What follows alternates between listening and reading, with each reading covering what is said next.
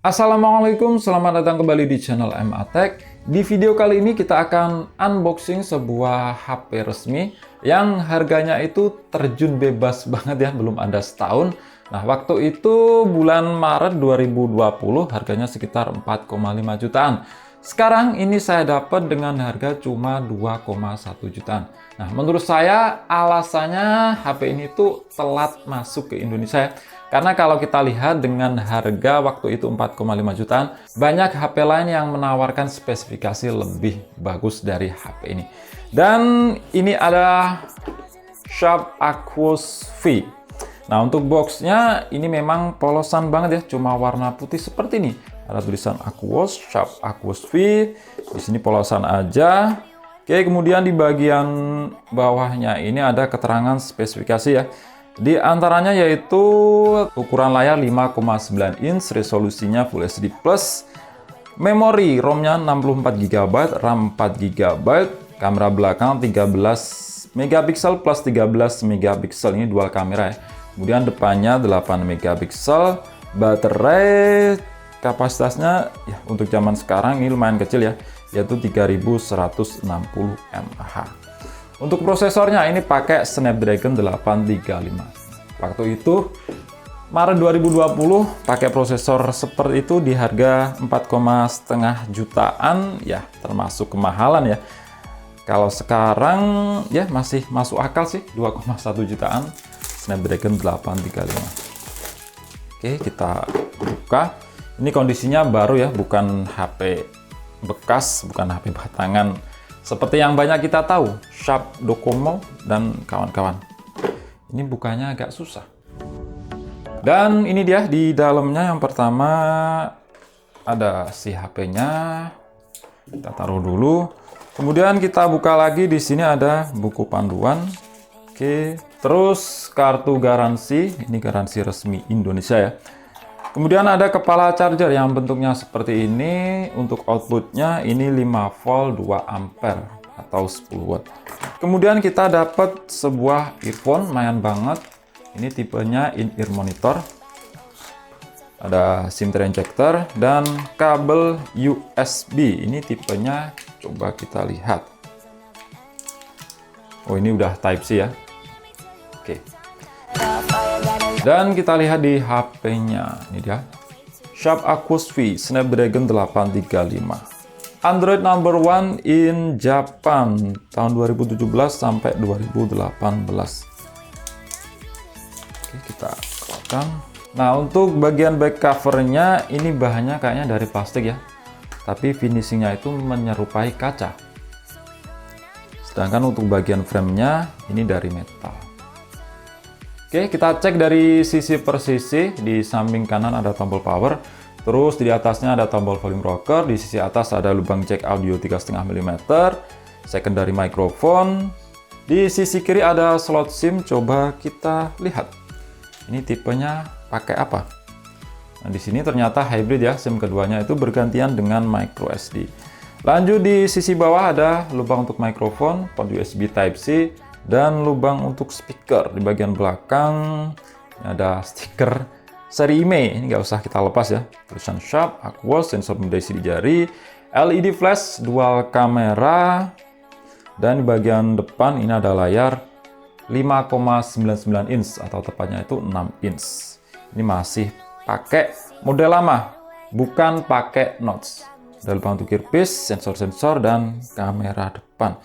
Ini sudah terproteksi oleh Corning Gorilla Glass 5. Soal build quality, ini saya akui mantap banget sih ya, si Sharp Aquos V ini. Oke, kita nyalakan. Nah, sambil menunggu bootingnya selesai, ini saya install beberapa aplikasi tambahan dulu. Dan tunggu saya untuk kembali. Dan oke, ini sudah saya setting-setting dan juga sudah saya install beberapa aplikasi tambahan. Sekarang kita tes untuk performa sensor benda isi di jarinya. Oke, di sini punya performa yang lumayan cepet ya. Lumayan aja, nggak bisa dikatakan cepet-cepet banget. Oke. Nah, HP ini layarnya meskipun masih IPS, ternyata punya fitur yang namanya itu Always On Display. Nah, seperti ini. nampilin jam, dan ini nggak bisa kita sentuh ya.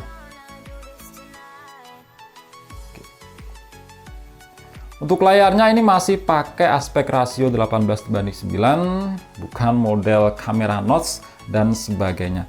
Resolusinya Full HD. Untuk UI ini pakai stok Android banget, gak ada customisasi sama sekali. Cuma untuk aplikasi bawaannya ini banyak aplikasi bloatware. Yang sayangnya di sini nggak bisa di uninstall secara manual ya, nggak bisa dihapus. Mungkin harus lewat PC. Sayang banget. Kemudian kita masuk ke sistem tentang ponsel. Ini versi Androidnya 9 dengan tingkat patch keamanan Android itu di 1 Oktober 2020. Nah, ini tadi sudah saya update itu sampai dapat 4 kali, tapi itu cuma update keamanan aja, bukan update versi Android. Ini sinyalnya 4G+, jelas soal bahasa lengkap karena ini kan memang HP resmi, bukan HP X Jepang. Oke, kita cek di aplikasi yang sudah saya install. Pertama ini ada AIDA 64, terus sistem, ini RAM-nya 4 GB, terus untuk internal storage dari 64 GB yang bisa kita pakai sekitar 42 GB-an. Dan untuk CPU ini pakai Qualcomm Snapdragon 835 octa-core 2,45 GHz, fabrikasinya 10 nanometer. Nah, ini prosesor flagship itu tahun 2017 ya. Tapi untuk zaman sekarang ya masih lumayan lah untuk performanya. Terus untuk resolusi layar 1080x2160 atau Full HD+, GPU-nya pakai Adreno 540. Kemudian kita lihat untuk skor AnTuTu kira-kira dapat berapa ya di zaman sekarang. Snapdragon 835. Nah, di sini dapat skor di angka 266 ribuan. Ya, masih lumayan ya dengan rincian seperti ini. Skor CPU 82 ribuan, kemudian untuk GPU 92 ribuan.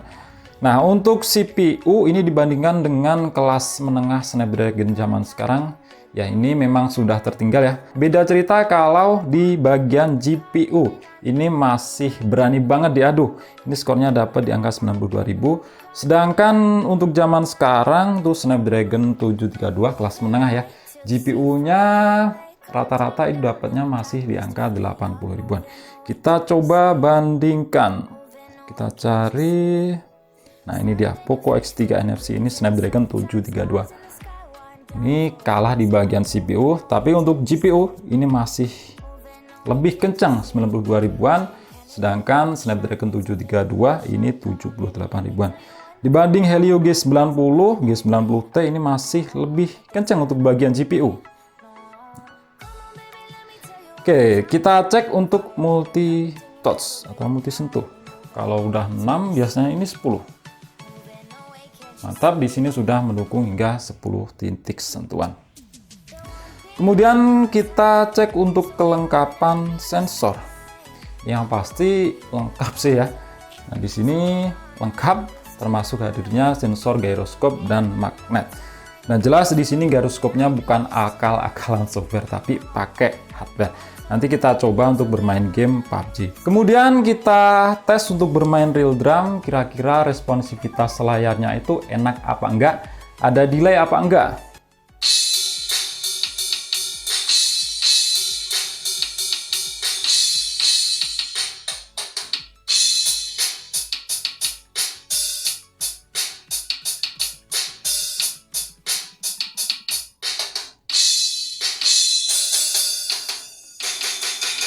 Nah, untuk responsivitas layarnya ini saya akui mantap banget ya, nggak ada delay. Nah, di pojokannya ini juga aman. Kemudian kita coba untuk bermain game PUBG Mobile. Dan oke, ini sudah masuk ke dalam game PUBG Mobile. Untuk settingan grafiknya kita lihat. Nah, secara default di sini dapat di grafik HD dengan frame rate high.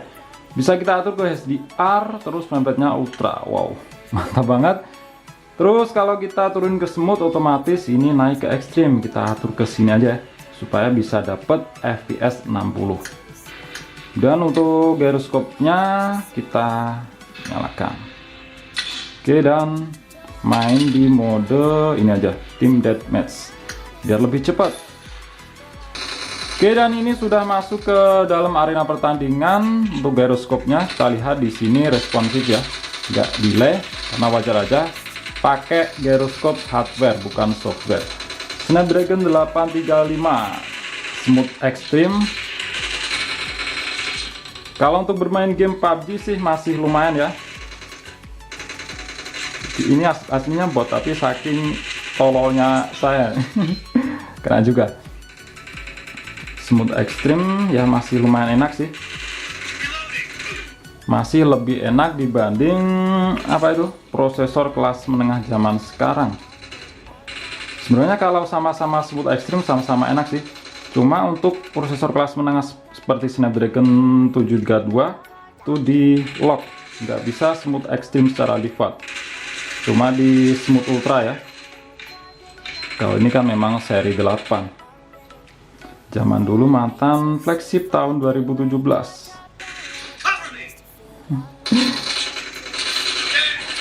Dapat juga. Oke, mungkin itu aja sih untuk coba buka game PUBG Mobile ya.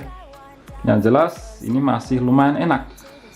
Oke, kita tutup aja dan masuk ke game selanjutnya, yaitu game berat kekinian yang beratnya itu nggak ngotak, yaitu Genshin Impact. Kira-kira masih kuat apa enggak Snapdragon 835. Dan ini sudah masuk ke dalam game Genshin Impact. Kita lihat untuk settingan grafiknya secara default.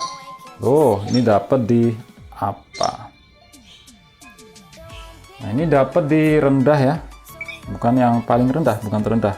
Rendah. Kita coba paksa ke yang paling tinggi, tertinggi, terus FPS-nya kita naikin ke 60. Ayo, kira-kira nge-lag-nya seperti apa? Nah, tuh, kalau kita geser-geser seperti ini lumayan kerasa ya. FPS-nya itu drop. Terus coba jalan. Ya, masih bisa jalan sih. Tapi nggak tahu nanti kalau udah apa itu udah battle. Nah, tuh kelihatan. FPS-nya itu ada drop. Ini mana sih, nggak ada monster atau apa gitu.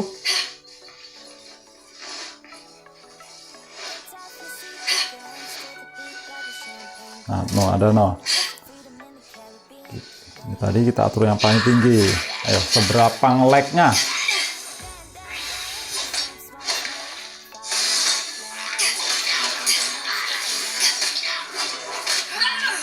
Ini lemah banget sih. Nah, modar, ganti yang ini aja lah.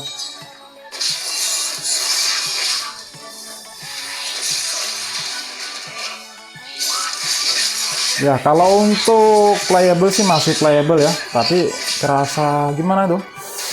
Maksanya itu kerasa banget. Kasihan banget kalau dipaksa terus.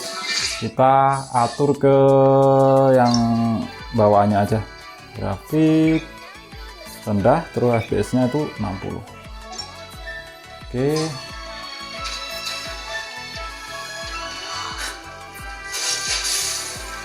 Ini masih kerasa ya, untuk FPS-nya itu naik turun. Ini baru segini aja loh. Ini masih ada. Nah.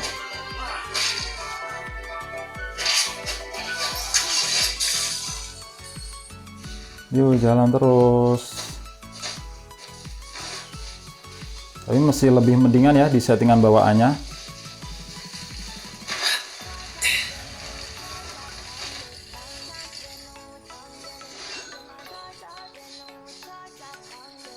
Tapi FPS-nya itu nggak bisa stabil. Ini lebih enaknya di setting yang paling rendah aja. Di setting paling rendah, ini terendah. Terus FPS-nya 60. Nah, ini lebih enak ya, lebih smooth.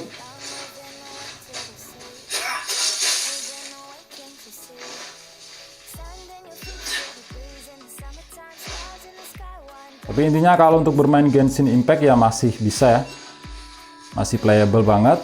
Cuman settingannya harus kita sesuaikan. Setting yang paling rendah atau terendah. Lalu ada siapa tuh? Oh.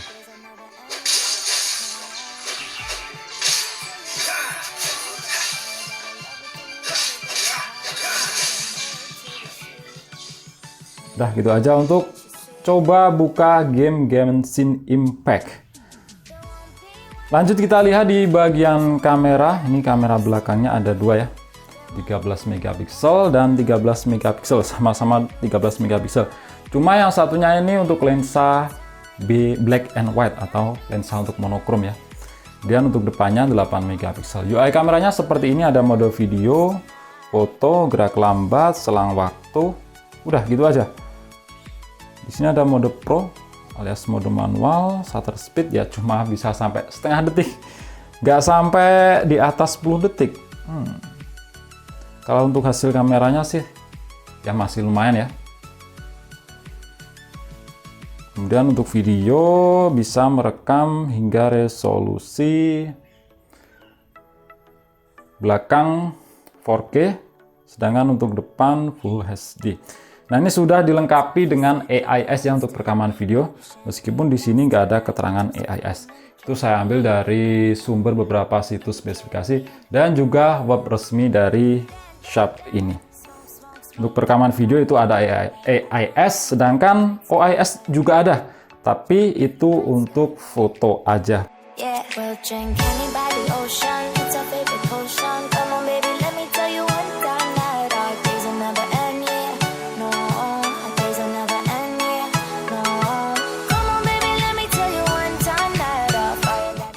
Oke, ini adalah hasil perekaman video dari kamera belakang Sharp Aquos V yang saya rekam menggunakan resolusi Full HD.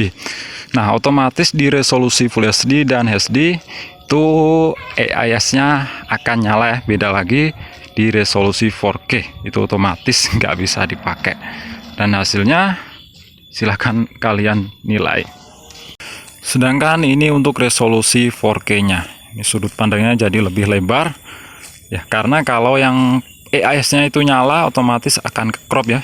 Jadi sudut pandangnya itu lebih sempit. Sedangkan ini untuk hasil perekaman video dari kamera depannya yang juga bisa merekam ke resolusi Full HD. AIS-nya pun bisa dipakai ya. Cuman di sini apa itu gambarnya jadi ke crop, sudut pandangnya itu jadi lebih sempit.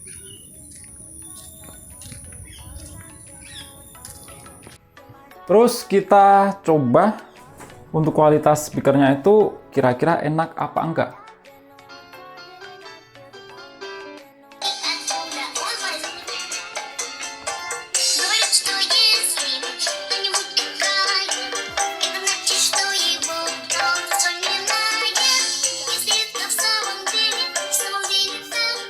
Nah, untuk speakernya ini memang termasuk enak ya untuk didengerin. Buat dengerin koplo itu tabuhan genanya itu kerasa gimana ya, kerasa empuk. Sharp Aquos V. Nah, HP yang harganya udah turun banyak banget ya, belum ada setahun. Waktu itu masih 4,5 juta. Sekarang ini saya dapat cuma 2,1 juta. Bagaimana menurut kalian? Kira-kira masih recommended apa enggak untuk dibeli? Kalau saya sih masih bisa banget ya jadi pilihan. Menurut kalian gimana? Silahkan tambahkan di kolom komentar. Sekian dulu untuk video kali ini. Klik like jika kalian suka dan share jika kalian rasa video ini bermanfaat. Kita jumpa di video selanjutnya dan wassalamualaikum warahmatullahi wabarakatuh.